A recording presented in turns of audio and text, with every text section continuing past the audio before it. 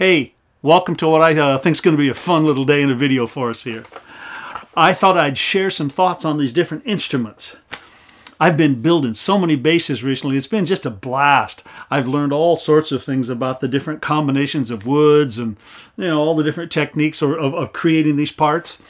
On the right here I have P basses. On the left here I have jazz basses. While none of them are Fenders, I actually built them all.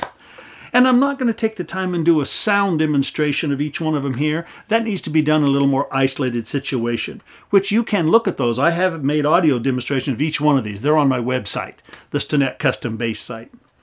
Let's just start with this bass here. This is what I'd call pretty much the most standard and normal one. Well, they're all normal, but this is the typical Alder body for a P, and it's a maple and a rosewood, rosewood finger on maple neck. I use pickups in all of these. I use Nordstrom. I think they are by far the most superior pickups out there of contemporary stuff today. While I don't, like I said, I don't tend to make a playing video, I'll just do a little demonstration of sound here.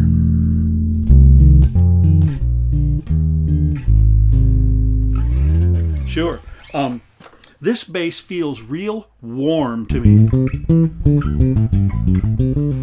in its sound. Now, while in any bass you can adjust the tone, obviously I'm sitting almost the entire way back. You can adjust the tone and make them brighter and darker. Here's obviously a brighter sound. And then here's all the way to the back, and here's a sort of a dark muted sound. But while you can adjust the tone on any good bass, what goes into making it, the parts, the craftsmanship, the care in putting it together, make sure everything's fit accurately, that's what determines a lot of the sound. And of course, setup. Setup determines how it plays, but that changes the sound too. There's a different sound between high strings and perhaps higher away from the pickups than there are lower ones. When the strings are lower, there's less tension, and they seem to be sort of smooth and floppy and squiggly, which is sometimes nice. Sometimes people don't like that though. So I've adjusted this bass real normal-like. The electronics I use in all the instruments I make are that Richter. It's that German company, Richter Design.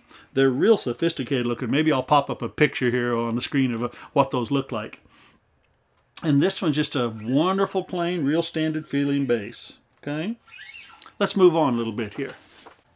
This next one is similar but different. This is an Alder body, standard P. And this here is a little bit of a slimmer neck, plus it's actually roasted maple.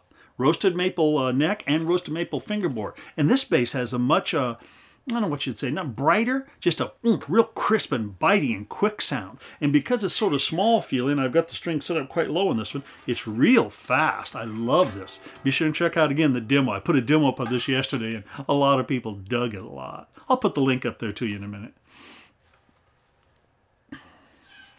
Trying to think if there's anything else unique on this one. No, same thing. Oh yeah, here's what's unique. I put cool little, what are those called? Abalone little, shiny looking things on the knobs. But the same setup, same pickup, same stuff all over. It's just that the neck makes quite a bit of difference in how this bass plays and feels. Plus, of course, this is one of the cooler colors, huh? Let's go on here. Now here's a special one. This is a Lambie Signature model. This is totally for Jim's specs. It's got the little bit of thinner neck and same pickups and everything, but this is classic. This is an ash body, and it's extremely lightweight ash. It has the normal maple and of course rosewood, but with the ash body, it just feels like a little sports car, if you will. And I've got it set up kind of medium action. You can kind of play real nice fat P bass stuff down here, but you can get into almost a jazz bass sound up here. By the way, all the necks I use on the basses too have that extra fret. So it goes up to an E there instead of an E flat on your typical Fender. Love this bass. Who can't get excited about this color, huh? Let's move over to the J side.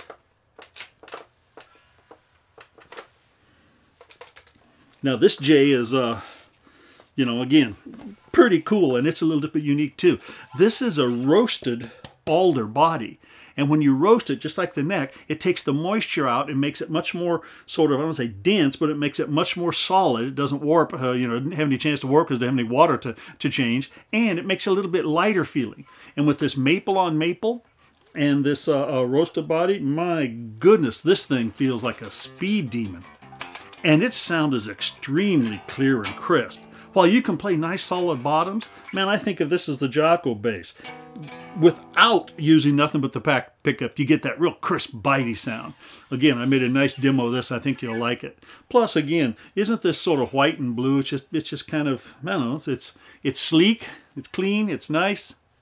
And the tuners on all the basses, I've been getting into, and I like these lollipop tuners. Just old kickback. They were popular in that mid-60s on Fender, only on jazz basses. And they went away pretty quick. I don't know why. There's all sorts of speculation. But I like them, so I put them on all the different basses. Yeah, same stuff here. Nordstrom pickups and the Richter electronics in here. I coat everything with that shielding tape. Plus, the Richter is set up to where it doesn't have any exposed wires. It's like a little circuit board. Again, I'll show you a picture of that. So there's no humming on these at all, which is shocking. Beautiful axe, beautiful axe. Now then, this J is quite unique. My gosh, I pick up with one hand. This bass is really light, extremely lightweight. That's because the body is chambered. It actually looks like a honeycomb in here. It's been cut out. So therefore, it's got a little more vibration too. When you first play it, it's like, whoa, you can feel it. You can feel it back here too. It kind of reminds me of my Rob Allen basses, but not quite. So it's a chambered body, and this is a really beautiful maple on ash. Again, lightweight. And this roasted maple on maple, my gosh, it just feels like, whoo, it's like your hands want to slip off of it. I described it the other day as it feels like swimming naked. Whoa, baby. You're just like, whoo, look at this thing go. Feels wonderful. Same setup, all the same tuners and electronics and stuff. Gorgeous bass, huh? Love it. And again, there's a demo online for it. And then this one, very similar, but a little bit different. This one too has a chambered body, and this one is also maple on, oh, this is maple on Alder. That's right. And the neck is not roasted or anything. It's just a standard J feeling neck. And because of that standard sort of neck with the rosewood, it's a very warm bass. Warm sounding J. I was playing jazz on this the other day, and it felt like a jazz bass, which is nice. Oh, I did this in gold. Obviously, you can see it. It just felt right to put that pretty gold hardware in there. So I'm having fun with these, huh? I think I'll show you the specs to these instruments, put them up on text so you can see exactly what I'm talking about. Or actually, they're all online on my bass website, my Stinnett custom bass website. So I just thought this might be a fun little chance for you to see the pictures of them, and you can go listen to the sounds if you want to, okay? Fired up. By the way, this is just a little smattering of the basses I've been building and selling. It's really fun.